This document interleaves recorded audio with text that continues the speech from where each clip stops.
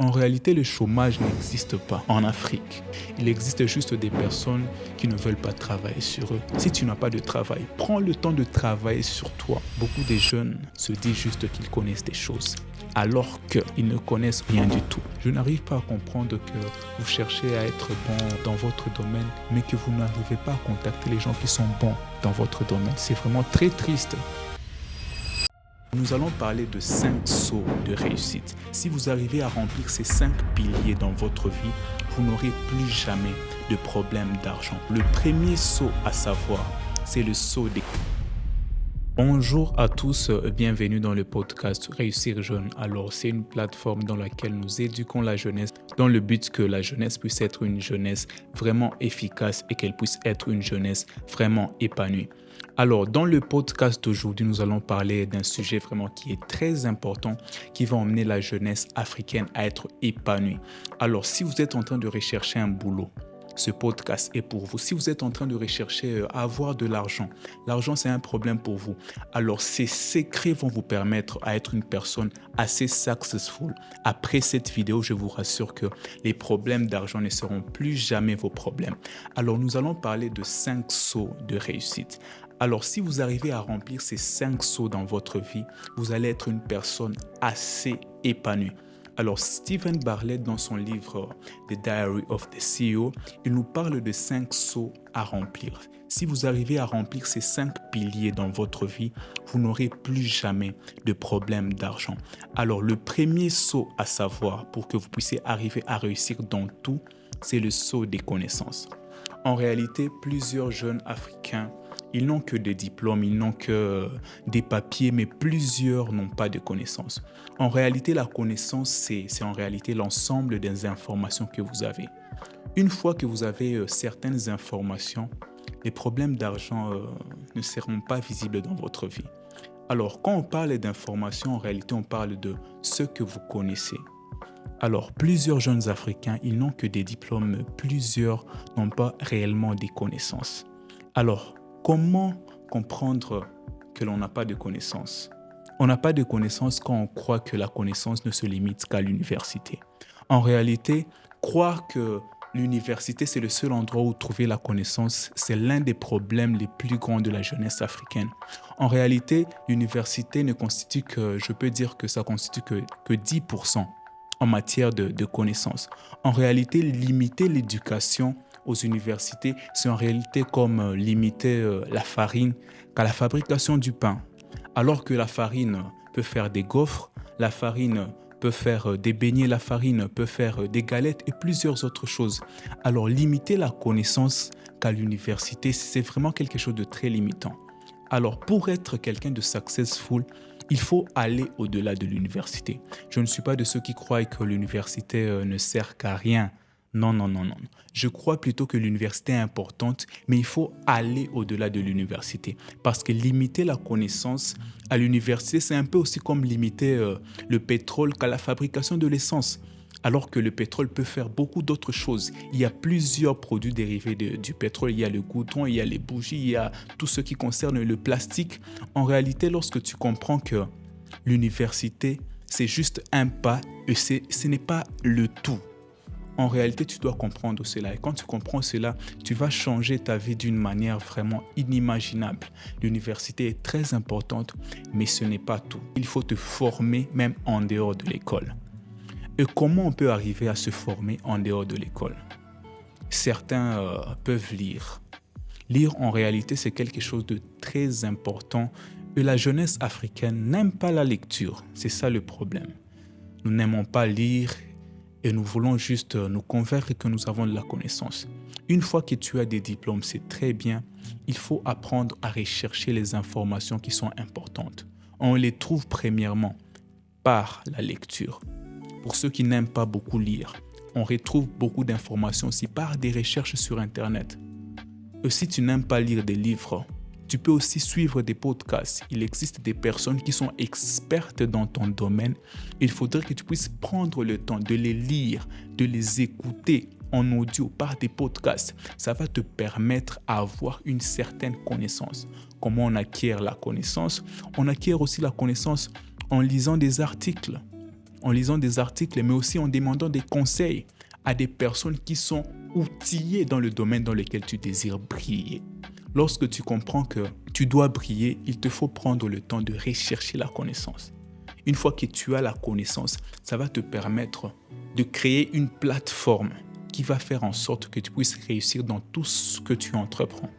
Plusieurs jeunes Africains en réalité n'ont pas de connaissances.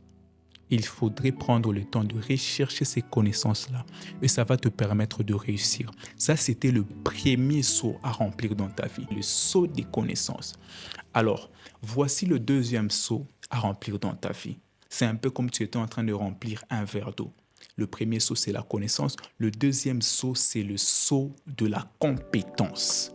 Le saut de la compétence. Et c'est là que, comme on le dit souvent, c'est là où les Romains s'empoignèrent. En réalité, beaucoup de jeunes Africains ne sont pas compétents. Voilà.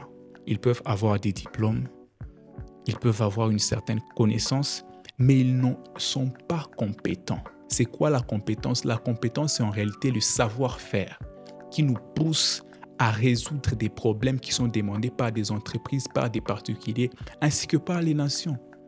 En réalité, tu es né pour résoudre des sérieux problèmes sur cette terre. Tu es né pour que par ta compétence, tu puisses résoudre quelque chose. Et beaucoup d'Africains n'ont pas de compétences. Ils sont juste là en train de pleurer. « Oh, je n'ai pas l'argent à cause de mon pays. Je n'ai pas l'argent parce que je suis né dans une famille dans laquelle il n'y a pas assez de moyens financiers. Je n'ai pas d'argent parce que je n'ai pas de réseau. » En réalité, tout cela, ce sont des fausses excuses. Des fausses excuses. En réalité, des fois, tu n'as juste pas d'argent ou tu n'as juste pas de moyens financiers, tu n'es pas épanoui parce que tu n'es pas compétent. Et c'est ça le problème de plusieurs Africains. Ils ont juste des brins d'informations sur quelque chose, mais ils ne sont pas compétents. Quel est le problème que tu arrives à résoudre? Pose-toi cette question. Par tes mains, par tes capacités, qu'est-ce que tu peux résoudre? Beaucoup de jeunes, juste, ils se convainquent qu'ils savent. Ils se convainquent qu'ils sont compétents alors qu'ils ne le sont pas. Ils ne le sont pas. Beaucoup de jeunes ne sont pas compétents. Il te faut être compétent dans ce que tu fais. Comment savoir si tu es compétent dans ton domaine? Pour savoir en réalité que tu es compétent, tu dois comprendre qu'il te faut être bon dans ce que tu fais de la même manière qu'un Chinois, de la même manière qu'un Américain, de la même manière qu'un Européen. Si on vous met face à un test, avec un Américain, avec un Chinois, avec un Européen, et que tu n'arrives pas à faire mieux qu'eux, et que tu n'arrives pas à faire comme eux, c'est-à-dire que tu n'es pas encore compétent. Si tu te compares à ton voisin du quartier pour dire que tu es compétent, là tu es encore au plus bas niveau, tu es en dessous de la moyenne dans le niveau de la compétence. Il faudra avoir cette humilité de comprendre que je ne connais pas assez et il me faut être compétent. En réalité, c'est quelque chose qui va te pousser à être excellent. Une fois que tu es compétent, l'argent, ça va être un petit problème dans ta vie. C'est simplement parce que tu n'es pas compétent que tu n'arrives pas à avoir de l'argent. Nous ne sommes pas dans les affaires de la Bible, mais la Bible dit quelque chose de très important. La Bible dit que celui qui est habile dans son travail, il arrive à se retrouver, à s'asseoir à la table des rois.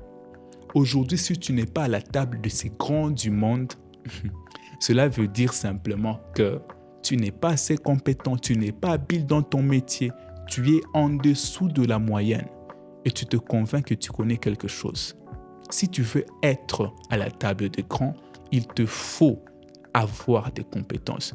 Et comment avoir des compétences? Il faut s'asseoir et avoir l'humilité de dire que je ne connais pas. Je ne connais pas, je dois apprendre. Voilà, il te faut t'asseoir. S'il te faut 6 mois, s'il te faut 1 année, s'asseoir pour apprendre une compétence. Ne t'éparpille pas à apprendre beaucoup de choses.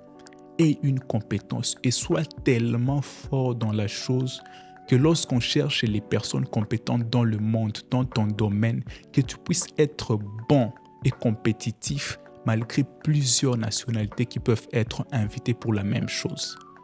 Donc, il te faut être vraiment compétent. Et c'est quelque chose qui va t'emmener à avoir des finances et à avoir un certain épanouissement. Les compétences, c'est vraiment quelque chose de très important. Alors, pose-toi certaines questions. Quel problème arrives-tu à résoudre? Quel problème? Demande-toi ces questions-là. En tant que jeune africain, quel problème tu arrives à résoudre? Beaucoup de jeunes se disent juste qu'ils connaissent des choses, alors qu'ils ne connaissent en réalité rien du tout. Et cette humilité de comprendre que tu dois apprendre, Si tu n'es pas à certains niveaux, à certaines tables d'écran, comprends qu'il te faut apprendre certaines choses. Et beaucoup de jeunes, ils se disent que je viens de finir les études, je dois d'abord un peu chômer pour ensuite commencer à travailler. Non, ça ne se passe pas comme ça. En réalité, le chômage n'existe pas en Afrique. Le chômage n'existe pas en Afrique. Il existe juste des personnes qui ne veulent pas travailler sur eux. Travailler sur toi, c'est aussi un travail. Si tu n'as pas de travail, prends le temps de travailler sur toi. Et je t'assure que si tu prends le temps, même une année de travail, si tu travailles sur toi sérieusement, sur une seule compétence, dans un seul domaine pour résoudre un seul besoin spécifique qui est demandé sur le marché, je t'assure, l'argent, les opportunités vont venir de soi une fois que tu as une certaine compétence.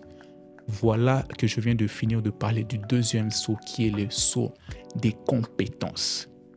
Alors, il y a un autre saut à remplir dans ta vie, tel un vase.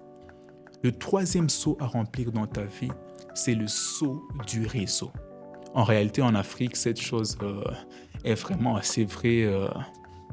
Les travails s'obtiennent par le fait que tu connaisses quelqu'un quelque part.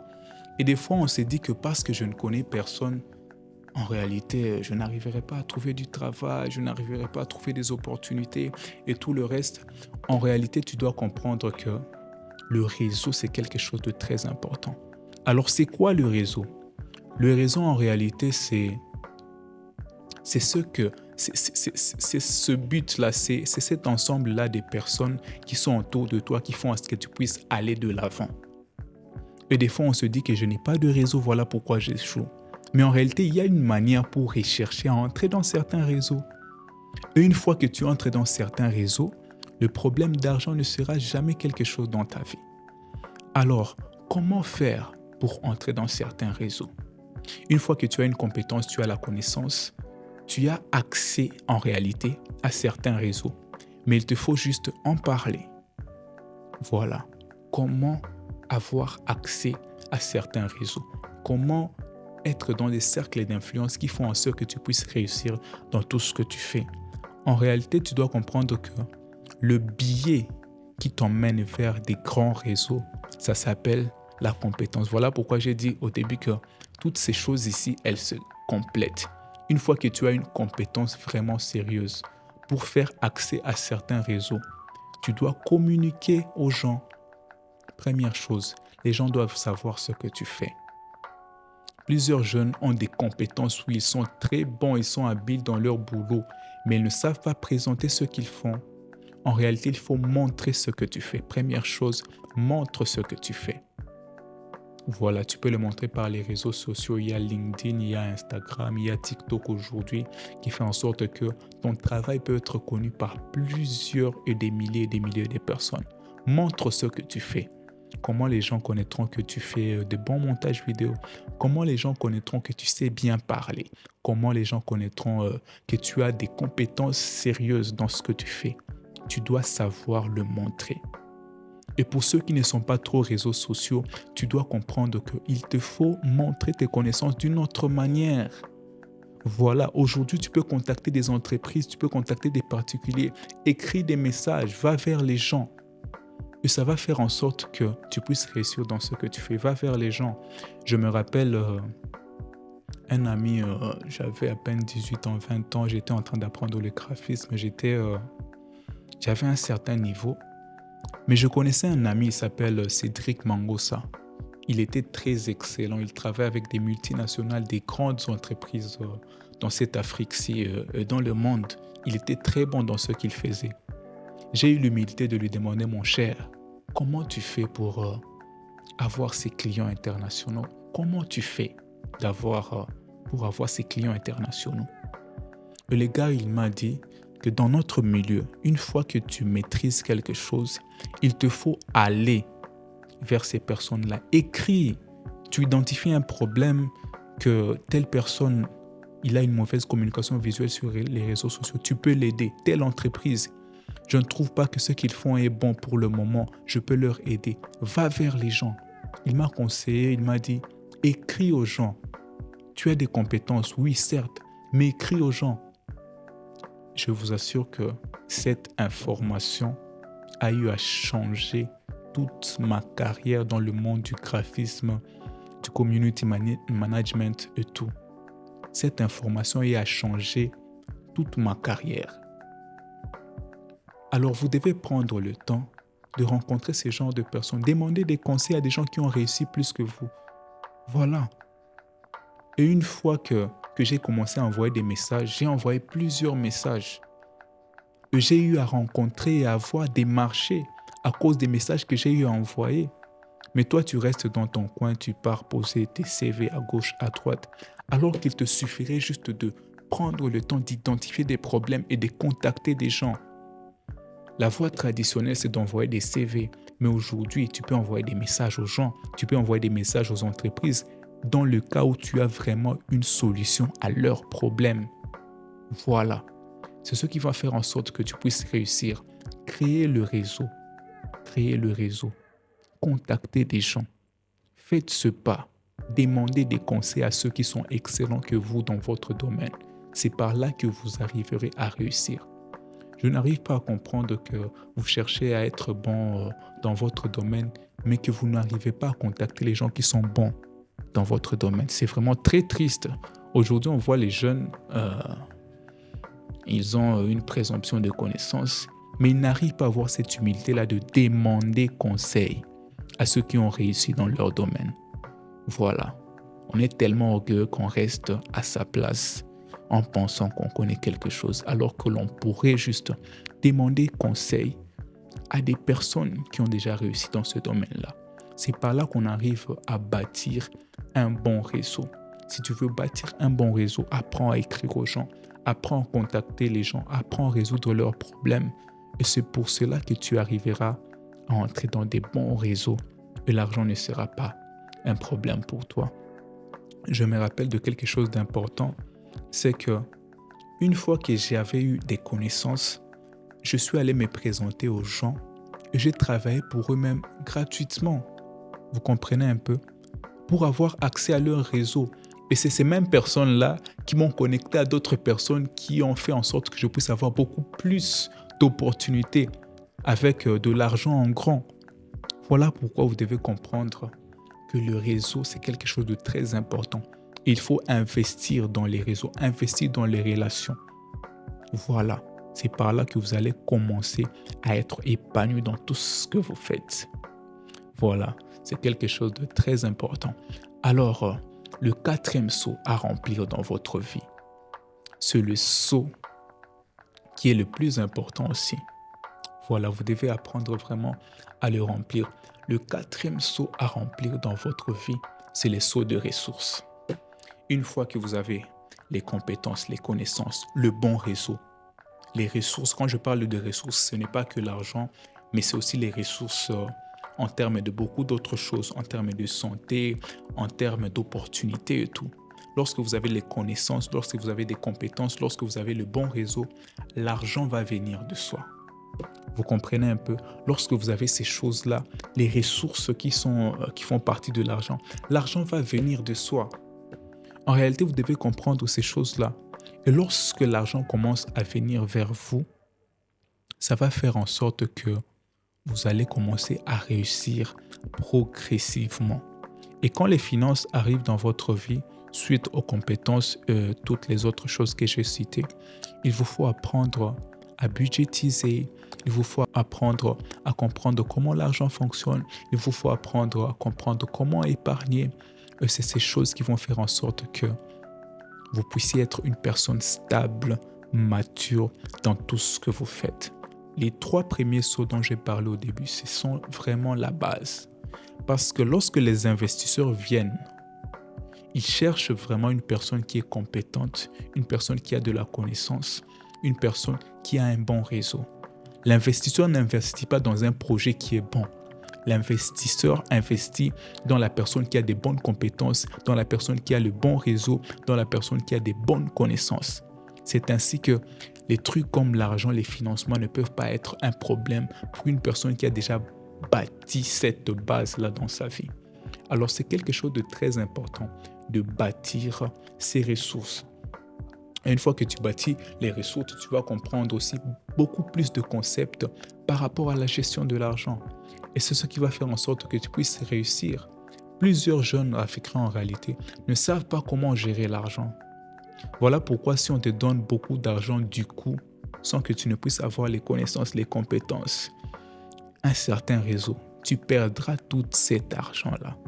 Pourquoi? Parce que tu n'as pas suivi le processus qui est de remplir les 5 sauts qui sont importants dans ta vie. Alors c'est très important d'avoir aussi les ressources. Alors après les ressources, le saut des ressources, le saut qui concerne l'argent et tout, il te faut avoir le dernier saut qui est le plus important, qui est la réputation. La réputation, c'est ce que les gens disent de toi. La réputation, c'est ce que les gens disent de toi après que tu aies accompli ou fait un travail. C'est ce que les gens disent de toi après que tu aies fait un service, rendu un service à une personne, à une entreprise, à un pays. Vous comprenez un peu? Là, je parle à une jeunesse qui sert les pays. Là, je parle à une jeunesse qui peut résoudre les problèmes des nations, les problèmes des familles, les problèmes des entreprises, les problèmes de plusieurs particuliers, personnes influentes et tout. Il te faut avoir une bonne réputation. Voilà. Et comment on arrive à bâtir une bonne réputation? On bâtit une bonne réputation par le fait qu'on peut arriver à être excellent dans son travail. Quand tu es excellent dans ce que tu fais, tes clients vont témoigner de ce que tu fais, que tu le fais avec excellence. Il te faut être excellent dans ce que tu fais. Quand tu es excellent dans ce que tu fais, tu arrives à être quelqu'un vraiment qui attire la confiance. Et plus les gens ont confiance en toi, plus les finances vont venir à flot dans ta vie. Alors, il te faut comprendre ces choses-là. Alors, une autre chose qui fait en sorte que tu arrives à avoir une bonne réputation, c'est que tu tiens tes promesses. Voilà. Beaucoup de jeunes, ce sont des aventuriers. Vous faites avec le business, ils ne tiennent pas leurs promesses. Ils disent que cette chose, ce service, je vais te le rendre dans 1 heure. Ils le font après plusieurs jours. Quand vous arrivez à respecter les délais, ça va faire en sorte que votre réputation va grandir.